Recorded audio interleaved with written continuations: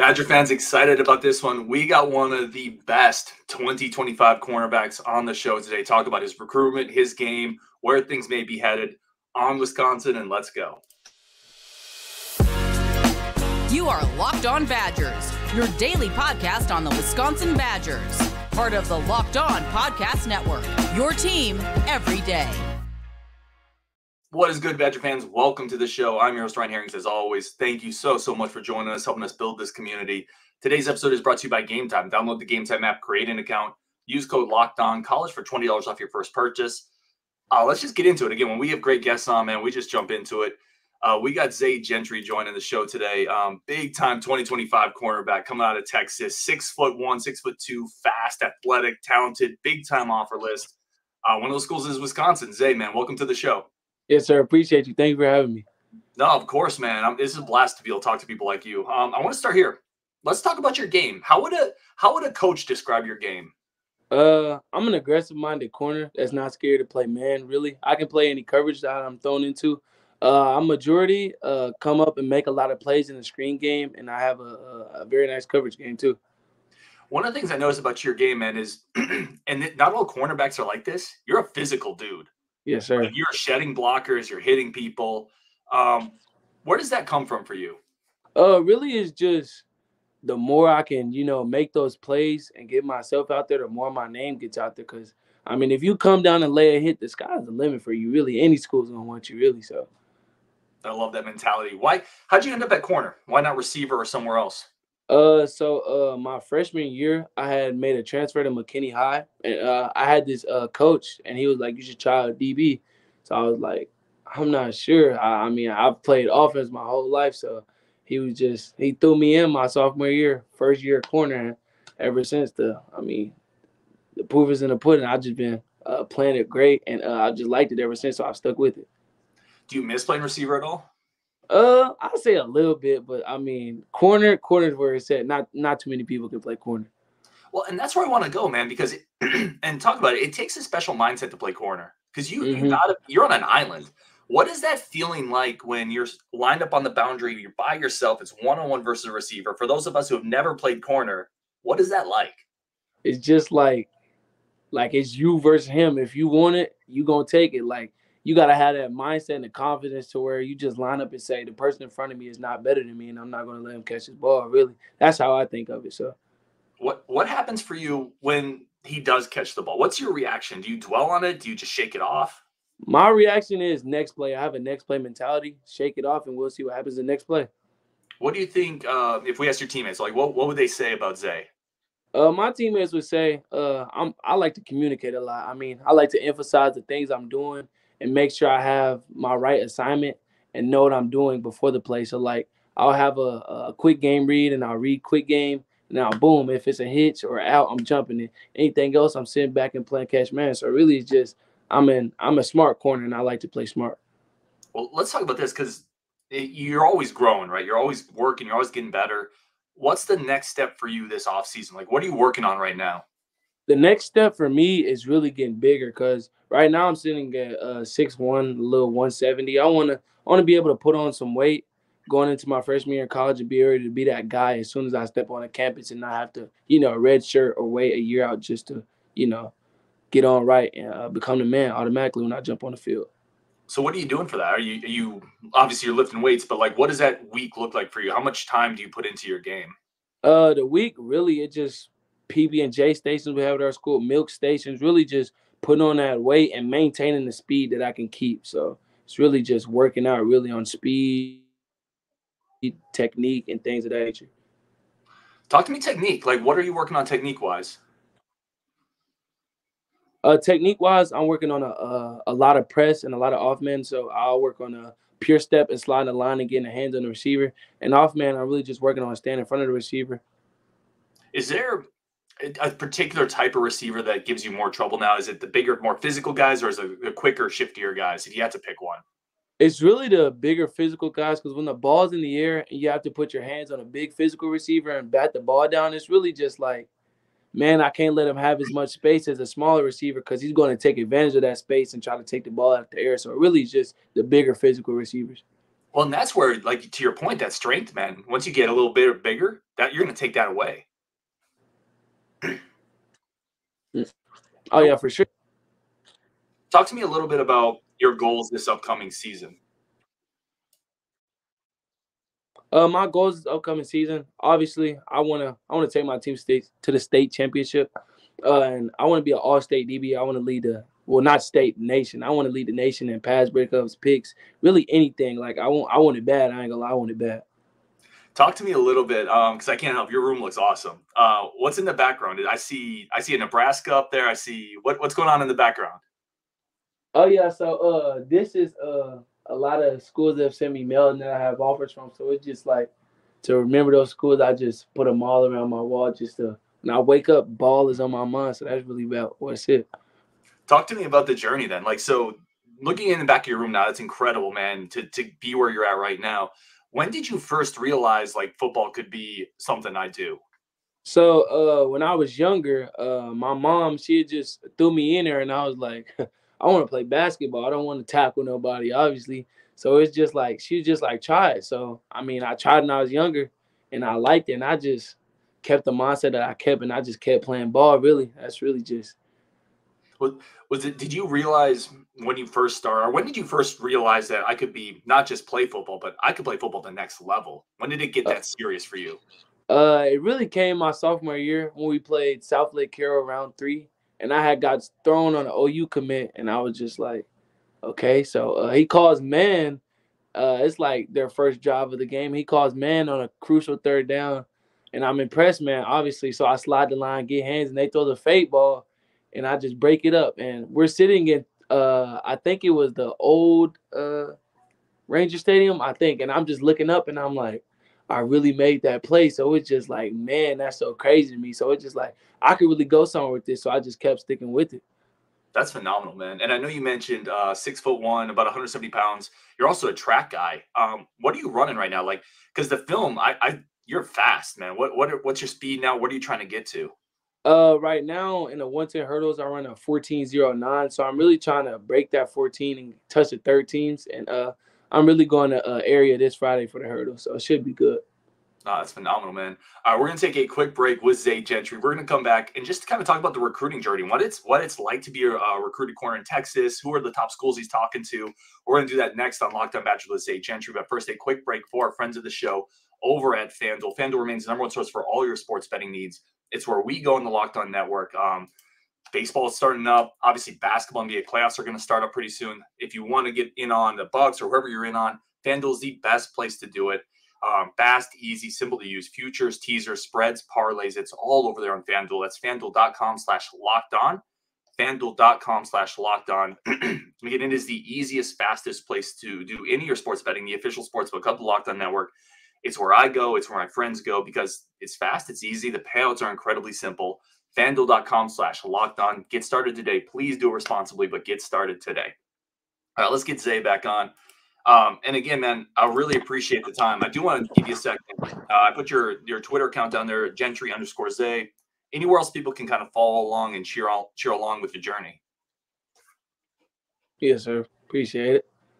Anywhere else anything else you do on social media? Really just not really. I mean, other than workout, things of that nature. I try to get in the time I can on video games. It's really not much, but I like to cut it up with friends while I'm on the game and just have fun in general. I love it, man. All right, so let's talk Purdue. First off, is Purdue. What is that feeling like?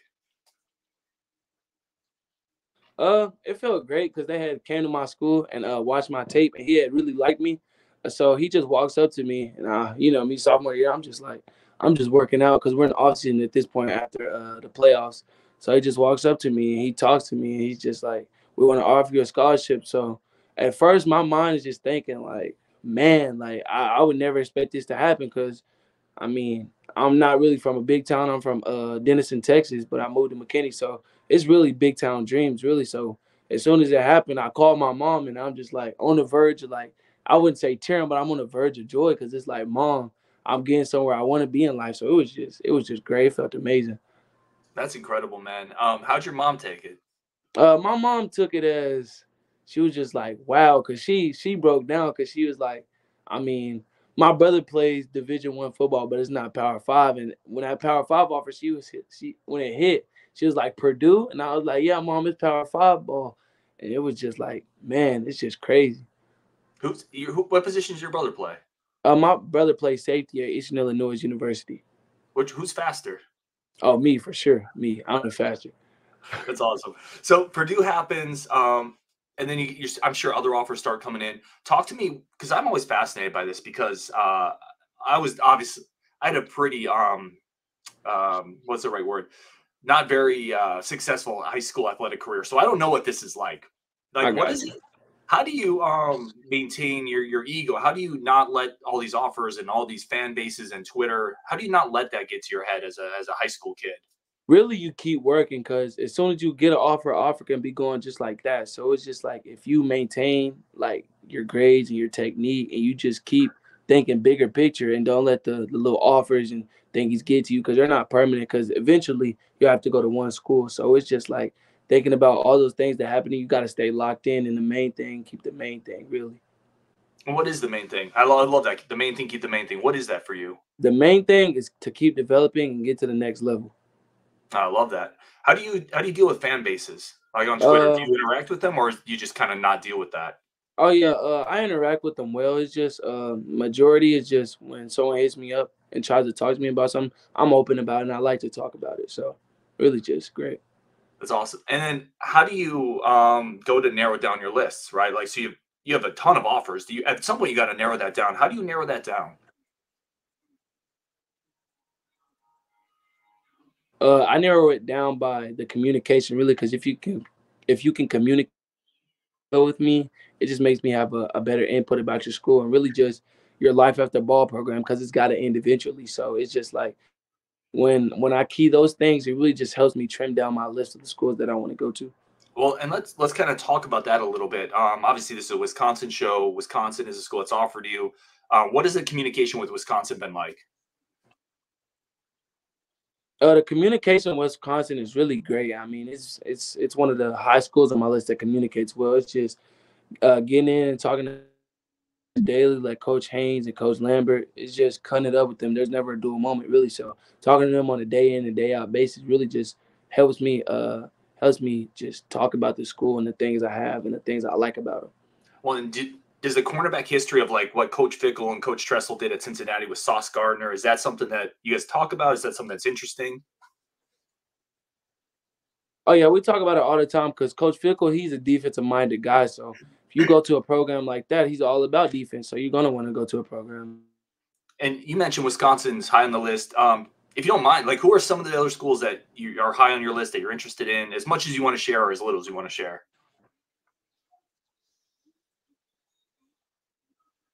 Missouri's up there for sure. SMU, Baylor, Oklahoma State, and TCU. That's really some of the high schools on there.